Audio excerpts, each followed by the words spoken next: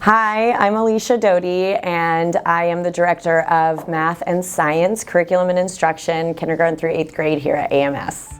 So what our academic team does for looking at other schools to possibly support we would go in and we would look at, first of all, what are the academic curricular resources that you're using? And we would first make sure that those are aligned to the state standards that we're working in.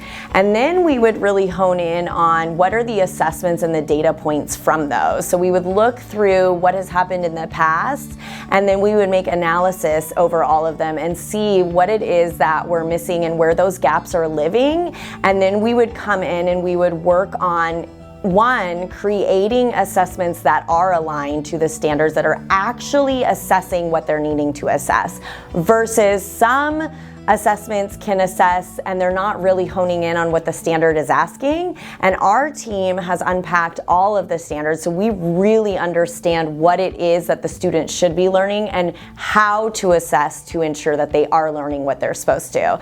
So looking at all of those data sets, that would be huge in our piece of coming in and working with different schools. And then once we kind of identify what is happening, we would then start creation, right? We would start working on creating those assessments that are aligned to the standards and that are really assessing the students on what it is they should be learning. And then we would move into more of a professional development, really working on those instructional strategies.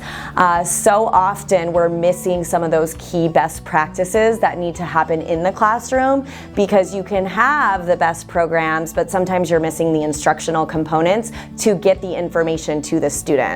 And so with that, we would build out those professional development opportunities and come in and do some coaching and things like that on what this looks like in the classroom. There would be some modeling, side-by-side coaching, followed by some just observational rounds, so we could really name those trends that are happening on the campus.